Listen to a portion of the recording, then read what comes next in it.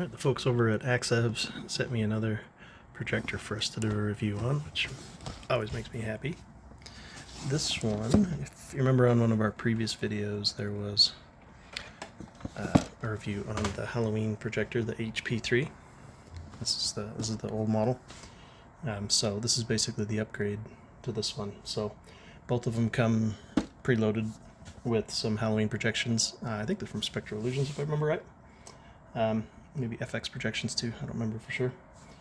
They both can do autoplay, do HDMI, USB, all that good stuff, as well as internal speakers. The new one, the upgraded one, the HP4, that I'll test out on some jack-o'-lanterns around my garage later, has some additional things that we're going to look at too. Like, it's a native 1080. You know, there's a lot of projectors out there that will say that they're 1080, but they'll use clever wording like supports 1080. But having that keyword of natively being 1080 means that it actually is, that actually does have that resolution. It also has a preloaded functionality for Bluetooth to connect to Bluetooth speakers, and a timer, which sounds like that would be really cool because it gets annoying. Every night I go out to turn on my projector and get it up and running. This thing can set a timer so it can turn on by itself, which is cool. So there's some of the new features there, it looks like. So let's open this thing up and see what's in it.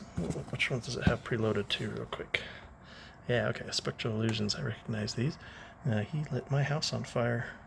Well, Baird Manor he lit on fire at least. So some Spectral Illusion stuff. Some of the specs here on the back. So it's 250 LED lumens. So that would be good for smaller scenes, like if you wanted to do the Atmos Jack-o'-lantern Jamboree, or possibly if you want to just project on your garage. That's one of the things I want to try, is see if we could do some mini mapping with this on my garage a little bit later. So let's take a look at this. Okay, here it is. Nice and compact. Looks like it does have focus with this knob, and I think this is keystone. Yeah, I think this is the keystone adjustment. So you've got keystone and focus. And got speakers on the back, it looks like. And then the various inputs it can take. Okay, and it does have, some of the projectors don't have this little screw to put on a tripod. I kind of like that actually, because then I can put the projector where I want. Size wise, it is about the same as the old one. I like the color scheme still. So let's fire it up. We'll compare these two projectors, and then maybe when I take it outside I can get a few of the other projectors out too to compare. Okay, I got side by side with the HP4 on the left, and then the new HP4 on the right. And so, so far, it does look like it's brighter and better quality on the HP4, so that's cool. And home screen look very similar, but this one, HP4, has that autoplay feature, which is kind of cool. So let's play the same thing on both, so we can do side by side. There we go. Quality wise, they're pretty close, similar lumens. I think they're both the same lumens actually, so either of them will look really good. Looks like it's just a little bit wider or brighter on the right. So 200 lumens. This isn't going to be bright enough obviously to do your whole house or something, but I would like to see how much I could get in a window or a pumpkin patch or something with this. So I'll try that later with some pumpkins.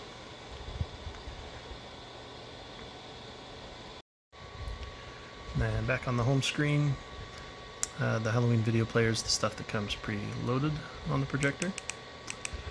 Under projector functions, then you could change your inputs to do HDMI or photos. I've never actually done anything with photos for a projector, or it looks like you can do USB or a micro SD card. So if you have an Atmos video, you can put it on either of those and then plug it in and play it. So, and then on this part of the menu is where you can control the sound, Bluetooth, the timer. Let's look at the timer option since that's a newer function. It looks like you can do it all the way down to days of the week, which is kind of cool. My wall's textured, so it's not showing up really good there, but looks like you can do Monday, Tuesday, Wednesday, Thursday, Friday, Saturday, Sunday. And then it's got an auto start timer checkbox, and then the time to turn the projector on and off. And it looks like it does it in military time, 24-hour time. So then you can just specify that, hey, I want this projector to come on every night, which is cool. I like that. And then you got the Bluetooth option. Then this would be the basic projector settings in here. All that good stuff. So, great little projector, I think. I want to try it outside some, so I'll do that next. Alright, one of the tests that I wanted to do tonight. Oh, there's our cat. The cat always has to be in all the projection movies. Those videos.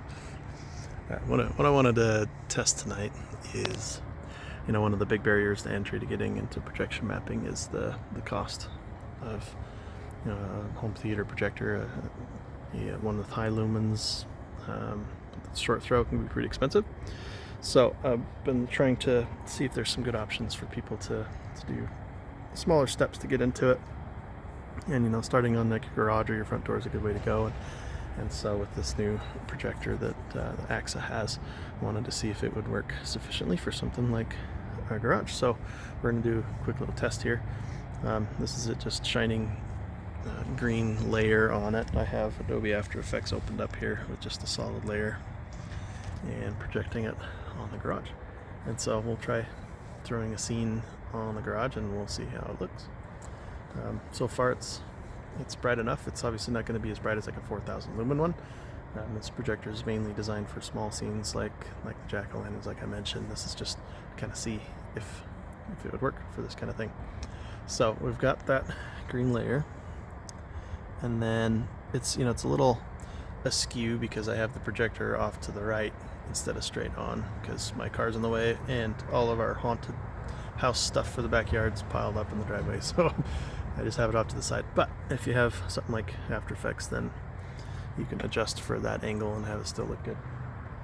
So within Adobe After Effects, I've got a few layers. Right now the only one that's turned on is that green layer. I did another one and used Saber just to draw a real basic map of where the garage door will be. So there you can see the lines there on the garage.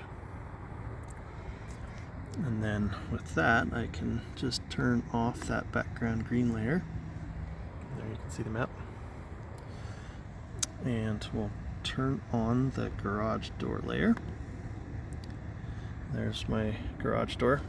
This and a bunch of other assets, images, and videos are available on our Patreon, free to use. And so this particular garage door just opens up to a green screen, so you can put whatever you want to in there. Maybe we'll throw an Atmos video in there. Okay, so now we want to get that garage door to match our garage door. So the effect that I use quite a bit to adjust for perspective within Adobe is the power pin effect.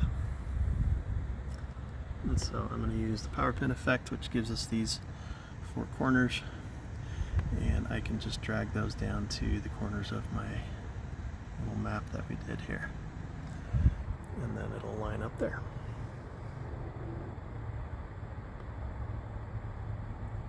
Like so.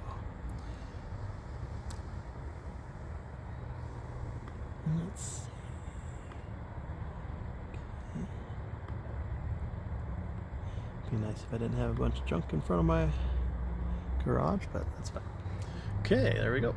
Now it lines up with the garage. You can see it looks a little ski-wampus in here, but that's okay, because what really matters is how it looks here.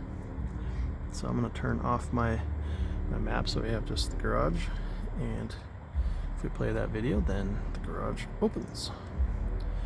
Okay, let's get rid of the green though, and then we'll add like an Atmos video or something. So I'm going to do the key light effect to get rid of my green. Now it's just black. And I'll pause this and find a good Atmos video that we can have the garage door open to. Okay, I haven't downloaded the new Atmos ones from this year, so I might do another test like this as soon as I download those. And I think I'll use one of the other brighter AAXAs too, just to really show how this could work. But this one I think will be kind of cool, even though it's just a $100 projector. Okay, so I'm gonna play this and the garage will open and we'll have our little Atmos scene in there.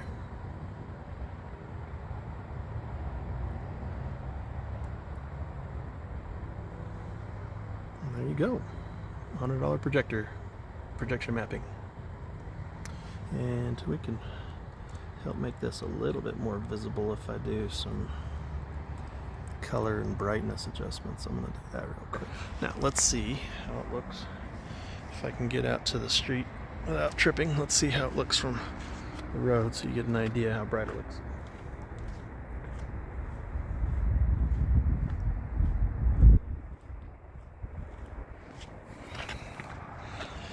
Okay, this is the perspective cars would have as they're driving by. So yeah, $100 projector, bright enough to start a small little bit of projection mapping just on one part of your house. Or another use case I could see is doing it on the front door of the house, so you can have the door open and having like a monster there to greet. Don't know if my projector's in the right place to get my door. Kind of is. That might be kind of fun to try. Or if you wanted to do just a good wall on your house that has good coverage, whatever. The point is that you can do small steps towards doing something bigger for your house.